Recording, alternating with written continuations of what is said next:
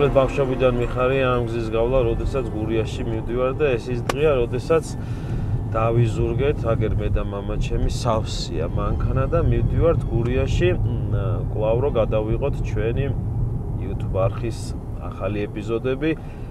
ძალიან კარგი ეპიზოდები გველისწინ, იმიტომ რომ გაზაფხულდა, ნელ-ნელა ამწვანილდა იქაურობა და შესაბამისი პრინციპში კერძებიც გვექნება. ეხლა მოვამზადოთ 4 ეპიზოდს ერთად გადავიღებთ და ძირითადად შემოვიფარგლებით ხინკალი, ქაბაბი, მინდვრის ფხალი, მჭადი, ყველი, ღომი, ხარჩო, ეს გემრიელი საგაზაფხულო თვაც საგაზაფხულო არა, მაგრამ გაზაფხულის სტარტის საჭმელები იქნება ისეთი სუყე და გემრიელი.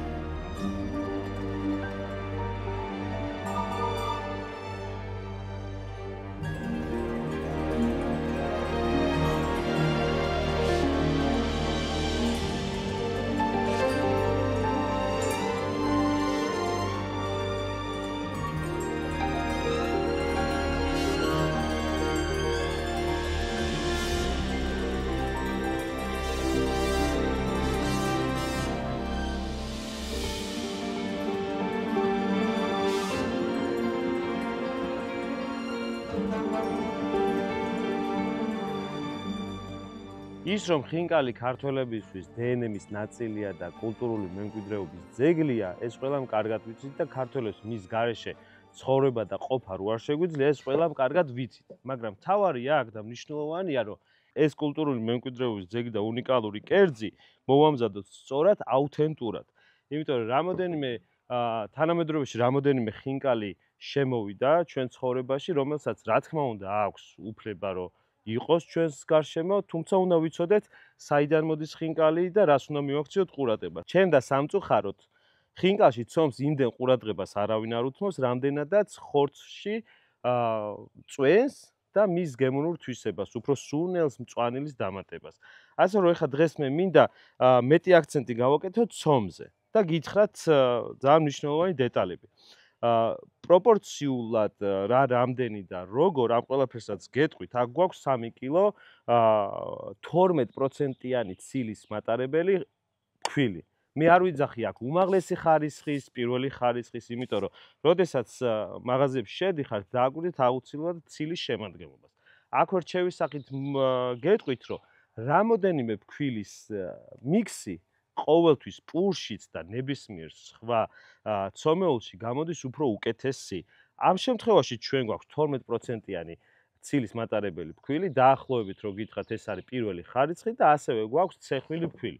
ცეხვილი ფქვილი, იმიტომ რომ ცეხვილ ფქვილში არის ცეხვილი ფქვილი რა არის ჯერ ერთი რო არის დაცეხვილი და მასში მინერალები ბოლომდე არის შენარჩუნებული და ფქვილისგან და ცომისგან სარგო რომ მივიღოთ, აუცილებლად უნდა დავამატოთ ცეხვილი ფქვილი. ამას ხაზგასმით ვაცხადებ. და კიდე ერთი მნიშვნელოვანი დეტალი. მთაში ქართველებს გვაქვს უნიკალური ხორბლის ჯიშები და მთაში მოდიოდა 3 უნიკალური ჯიშის ხორბალი. როდესაც ვსაუბრობთ, რომ აუთენტური ხინკალი გვინდა, მაშინ უნდა გამოვიყენოთ დოლი, ან მახა, ან შავფხა. ეს 3 ხორბალი მოდიოდა მთაში და ჩვენი წინაპრები, როდესაც მთაში ხინკალი კეთდებოდა, იყენებდნენ ამ 3 ხორბლის სახეობიდან რომელიმეს ერთ-ერთს. ასე რომ ამასაც თუ გვინდა რომ ავთენტური გემო მივიღოთ, ეს ყველაფერი უნდა ვიცოდეთ. მე რას გავაკეთებ და როგორ, ამას თანამედროვეობაში ახლა გიჩვენებ. 12%-იანი ცილაა ფქვილში და ცეხვილი ფქვილი რაც მთავარია. აქ გვაქვს 3 კილო, დავამატებთ ლიტრანახევარ წყალს, ანუ პროპორციულად საცხობში ასე ითვლება, რომ 100% ითვლება ფქვილის მასისგან, 3 კილო გვაქვს ფქვილის მასა, აქედან 2.900 არის წმინდად დაფქვილი ფქვილი და 100 გრამი არის დამატებული ცეხვილი ფქვილი. ამის 50% გამოდის ლიტრანახევარი წყალი და ამ მასის 3 კილოს 10% მარილი. მეტი არაფერი. წყალი უნდა იყოს ცივი და დავიწყოთ მოზოვა.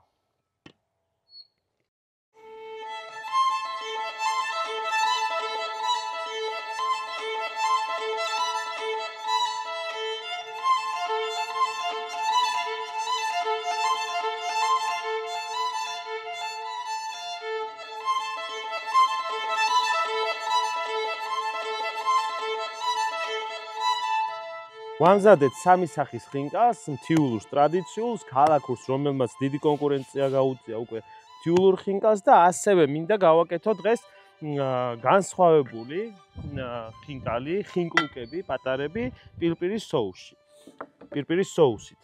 და აი ცომიც მინდა განახოთ როგორ გამოიყურება. აი ესე გამოიყურება ცეხვილი ცომში. ნახეთ როგორი ლაქები აქვს გაკეთებული და ესაა ზუსტად ის მინერალები, რომელიც ჩვენ ორგანიზმს უჭირდება ხორბლის სახით. პირპირის соуში ეს თანამედროვე ვარიანტის ხინკალს, რასაც ვეძახით განსხვავებული ვარიაციით, მე დამჭირდება ნაღები და კარაქი. აი ეს ორი ცხიმი დამჭირდება პირპირის соуსის მოსამზადებლად და მაგასაც გიჩვენებ. და ეხა ეს ცომი ღირსია იმისა, რომ 1-3 საათი მინიმუმ დაისვენოს. ეხლა ნახე, ხორცეც ბევრი რამის თქმა მინდა თქვენთვის. ამ შემთხვევაში მე მაქვს არჩეული საქონლის რბილი, არავითარი ცხიმი, აი თავისი პატიოსნად რაც მოყვა იმ რბილს ცხიმი, მხოლოდ ის. და რატო ეს მნიშვნელოვანი? იმიტომ რომ მე მიყვარს ზოგადად სუფთა უცხიმო ხორცისგან გაკეთება, იმიტომ რომ ვიგრძნო არა მძაფრი ცხიმის გემო, არამედ ხორცის ინტენსიური გემო. ეხა ეს უნდა დავჭრა, გამოვატარო აგერ კუსკუსა სატარებელში.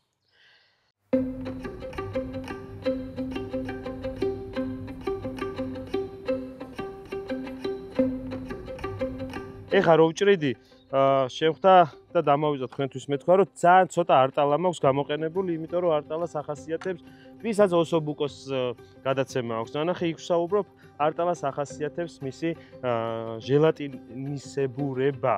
როცა თან ამ ხორცში ჩვენ გვჭირდება, რომ ჟელატინმა შეკრას. მერე კიდე გაჩვენებთ, როდესაც ხორცს შევაზავებ წყალთან ერთად და სუნელებთან ერთად, როგორ უნდა გამოიყურებოდეთ და იქ გაგახსენებთ თუ არტალა რისთვისაა საჭირო. უნდა გაათავისუფლოთ ხორცი ყოველთვის ზედმეტი აპკისგან, რომელიც მერე ძალიან ცუდად და უხეშად მოდის თვითონ ხორცში ჭამისას. ამიტომ აი ესე ვაცლი ნახეთ აპკს. ხედავთ, აი ეს არის აპკი. აი ეს ნაწილი რაც დარჩა, ეს არის აპკი. გამოუსადეგარია და ხელი შემშლელი. ასე რომ ხორცის დამუშავება მხოლოდ დაჭრა არ არის. აი მოაშორეთ ეს აპკი. აუცილებლად.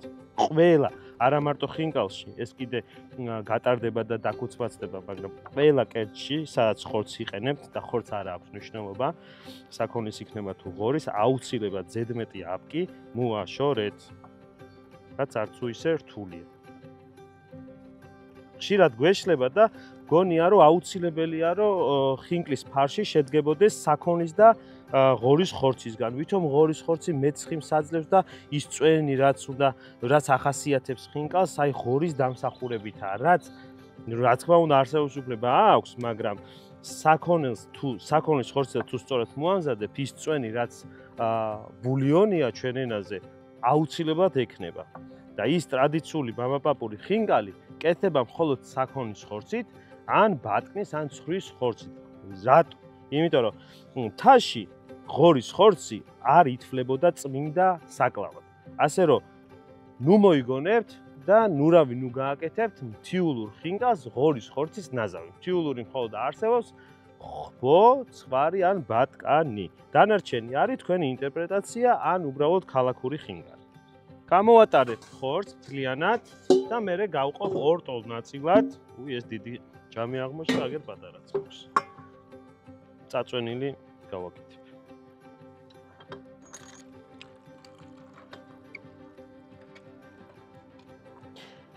ხო, ცალკე ვატარებ ხორცს, ცალკე გავატარებ აუცილებლად ხავს.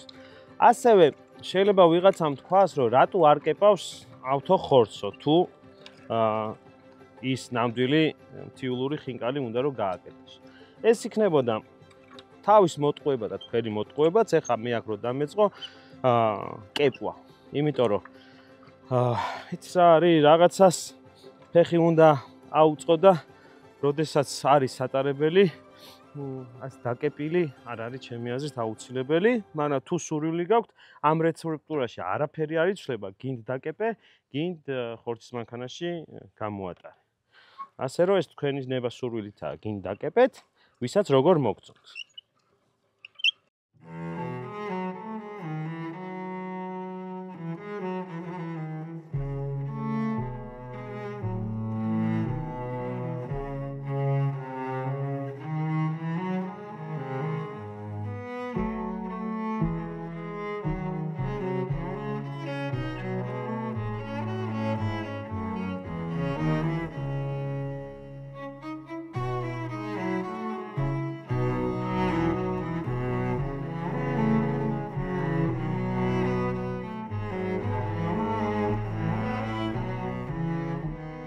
ხორცი გავატარეთ, ხახვიც გავატარეთ და მნიშვნელოვანი რამ, რაც მინდა ხახვზე გითხრათ, ნახეთ რამდენი წვენი აქვს აქ.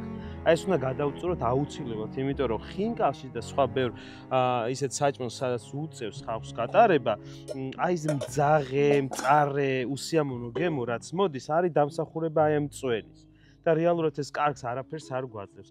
აქ მაქვს მე პატარა საწური, აი კარტოფილსაც რო ვჭყლეთ, ამით ვჭყლეთ და აქ ნელ-ნელა ამ ზედმეტ წვენისგან დავცლი ამ ხახვს და შეურევ ფარს. აქ მაქვს 2 კილო ფარში, როგორც გითხარით, სუფთა საქონელია და საქონლის ცოტა ცხიმი. აი რო დახედოთ, ცხიმიც არ ეტყობა. ისეთი ჭლე ხორცი არის. ამ ხახვს ეხლა დავწურავ და შევურევ. აქედან შემდეგ ორად გავყოფ, ერთი ქალაქურისთვის შევაზავებ ცალკე ხორცს და მეორეს თიულური კლასიკური ხინკლისთვის დავიტოვებ.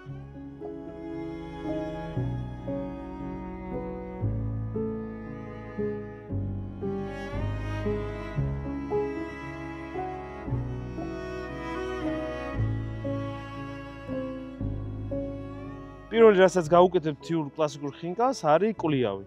ნახე როგორ გამოიყურება. და ზუსტად ეს არის ის მთავარი ინგრედიენტი ხინკალში, თიულურ ხინკალში, რაც აუცილებელია. სადაოა ის ფაქტი, ვის რა დოზით მოსწონს, ვის რა სიმძაფრით მოსწონს. თუმცა მე კიდევ ერთხელ ვიმეორებ, რომ მირჩევნია, რომ ხორცის ინტენსიური გემო ვიგრძნო კლიავთან ერთად და არა კლიავის ხორცთან ერთად. ეს უნდა დაისრისოს და ისე მოთავსდეს ხორცში.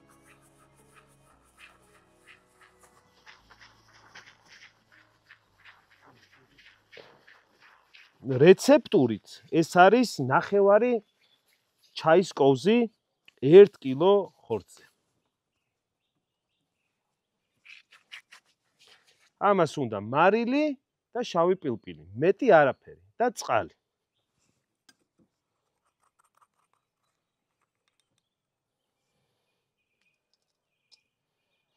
არ გაგიკვირდეთ, გურიაში ვარ და მარილი აი ესე სველდება ნესტის გამო.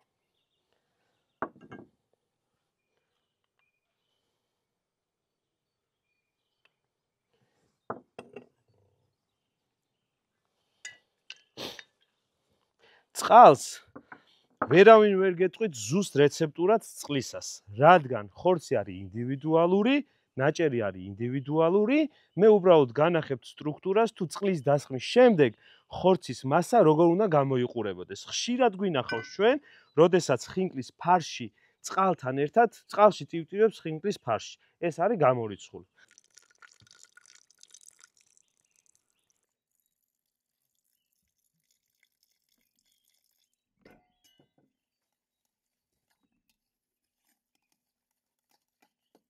კარგი, ესაა კლასიკური ხინკალი. ეხლა უნდა გადავიდეთ ქალაქურზე, სადაც დავამატებ მარილს, პილპილს, დაღერღილ წიწაკას, მწვანილებიდან ქინძს და ოხრახუს.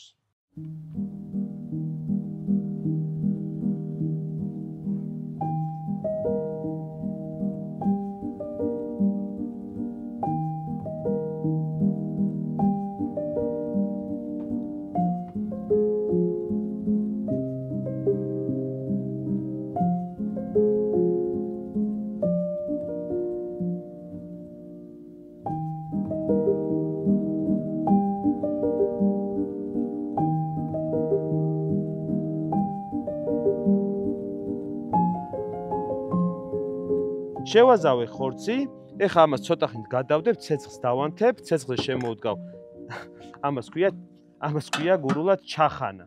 ჩახანას შემოვდგავ და პარალელურად პილპილის სოუსს გავაკეთებ მინი ხინკლებისთვის. წავიდით, ამას შევინახავ და ცეცხლს დავანთებ.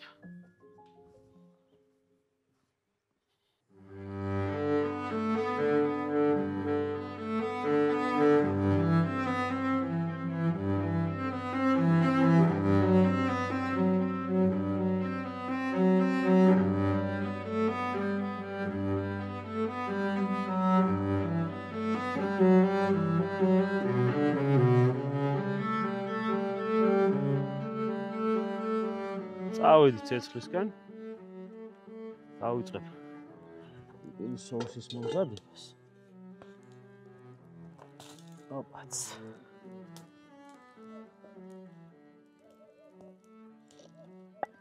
პირველ რიგში ცეცხლზე გავუშვებ პილპილს. და ადრეც მithქვამს წინა გადაცემაშიც და გადაცემებშიც და ეხაც გეტყვით რომ ეს ხდება იმიტომ რომ გემოები გაიხსნას. აჰა.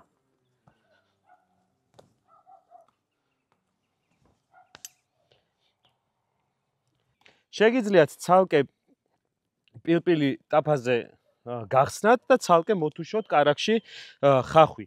ამ შემთხვევაში მე ჯერ პილპილს გავხსნი, გემოებს გავხსნი და შემდეგ აქვე კარაქთან ერთად მოვთუშავ ხავს. სხვათა შორის მე ვიყენებ ლურპაკის კარაქს და ლურპაკი არის დანიური ბრენდი. 100 წელზე მეტია რაც არსებობს ეს ბრენდი და სხვათა შორის დანიელები ბოლო 20 წელია სკანდინავიური ქვეყნები ბოლო 20 წელია კულინარიას უდიდეს მნიშვნელობას ანიჭებენ. ამაზე მე ჩვენ შეგვიძლია ვილაპარაკოთ თუ დაგაინტერესებთ სიღრმისეულად.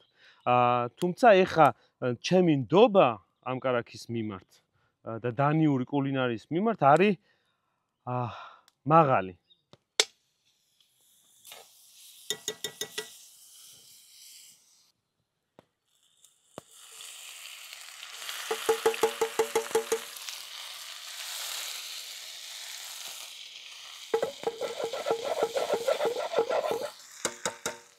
ხახვიც მოითუშა. ეხა დავამატებ ოჯახის სახლის კონიაკს, მამაჩემის კონიაკს.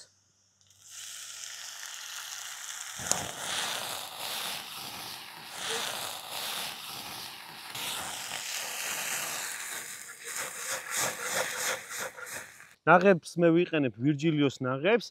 აი, ეხა რომ დავასხამ, თქვენ თვითონაც დაინახავთ, როგორი ტექსტურა აქვს სიცხის მიმართ. არის მდგრადი, სამზარეულოს ნაღები და არა საკონდიტროსი. და აქვს აი აბრეშუმივით ტექსტურა აქვს. აი ხა დავასხამ და თქვენ თვითონ ნახავთ ფაქტის წინაშე დადგებით, რაზეც ვსაუბრობ. ესაა ბოლო შტრიხი. ამ соусისთვის.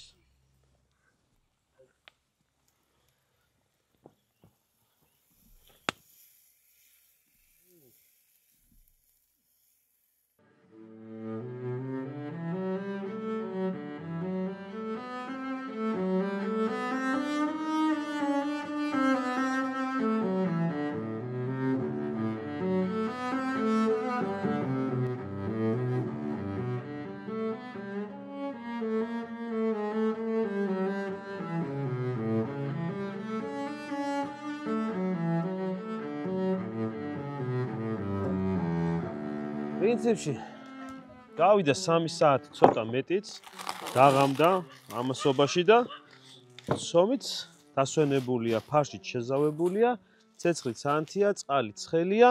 ეხა პირველ რიგში სატესტო რამოდენიმე ხინკალს მოვახვევ, რომ გავიგო გემო თუ როგორაა შეზავებული. თუ რამე არ მომეწონა, შემდეგ უკვე უფრო გავაკეთილშობილებ. აი ნახეთ როგორ გამოიყურება დასვენებული ცომი. აჰა.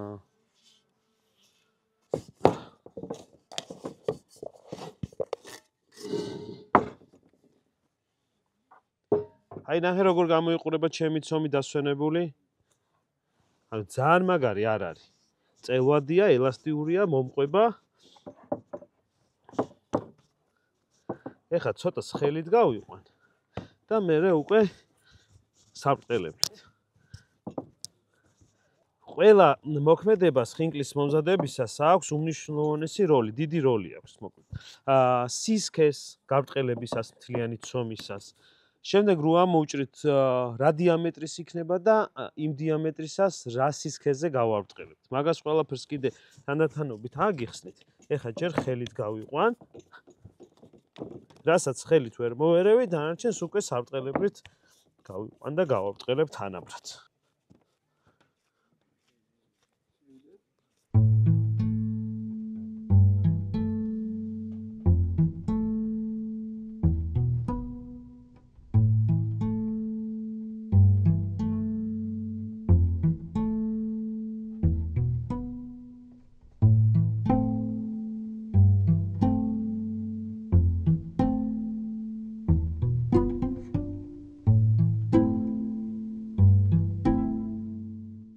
მოდი ქალაქურით დავიწყოთ. ოღონდ ნახეთ კიდე ერთი რჩევა. როდესაც შეზავებულია, წყლით გაჯერებულია და ყველა სუნელით და დგას, ყველა ხორცის ჩადების წინ ცომში კარგად მოურიეთ, რომ წყალი გადანაწილდეს. თორე ამასობაში წყალი ქვემოთ ჩადის და აღარ დაგვრჩება ისეთი ბულიონი, როგორიც გვინდა. ერთი კოზი. აჰა. ცოტა მეტიც. ამ ეს სასინჯია და ვინც არ იცის მოხვევის წესები, პრინციპში ის რომ ამ მიმართულებით ვაკეთებთ, ეს ყველამ ვიცით. უფრო მეტ დეტალს ახლა კეთებისას კიდე აგიხსნით. გადავკეთეთ.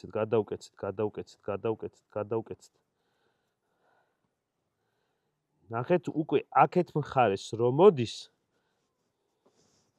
უნდა წამოვწიოთ, ჰაერშიც უნდა ავწიოთ, რომ ერთ მხარეს არ იყოს გადმოგდებული ხორცის ფარში. მოვკეცოთ, ცოტა ჰაერშიც ავწიოთ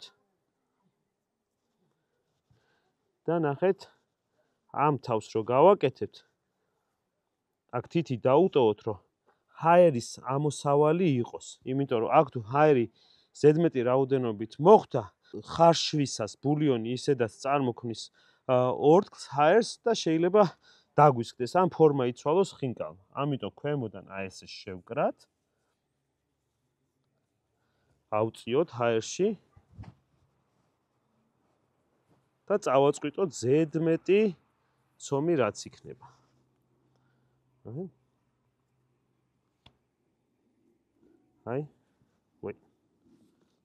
აი ესეთია ვიზუალურად ჩვენი ხინკალი.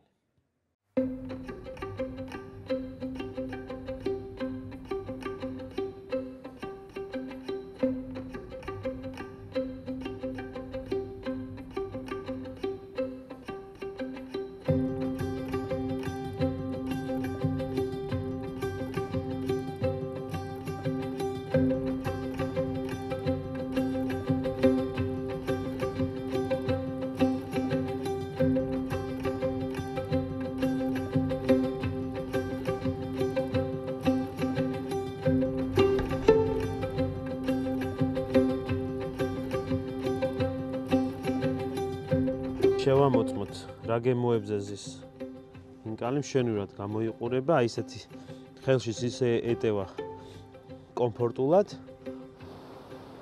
პილპილის მოყრა ამ წამს არ მინდა, მე აუცილებლად მოვაყრე. ეხლა მაინტერესებს უშუალოდ ბულიონის გემო შიგნით ხორცის.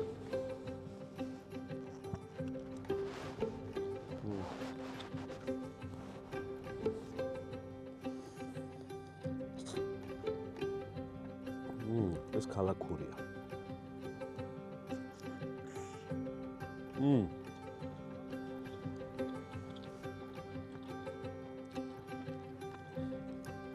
ქალაქს არაფერს არ დავამატებ.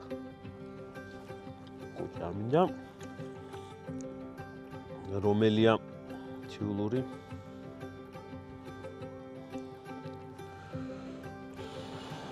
ჭაჭარო აქვს.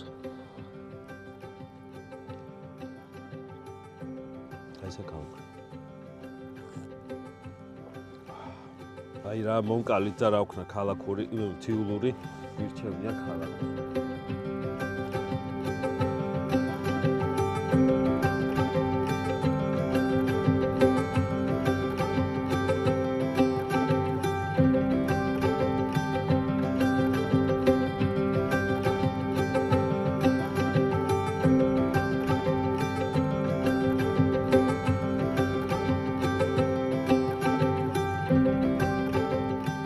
მოკლედ თიულურს მიაწვა ბევრი. ესაა ნაღდი. კაი ტენდენცია სხვათა შორის. გაუმარჯოს, გაუმარჯოს. გაუმარჯოს, შემოვიძებო. ავტანი.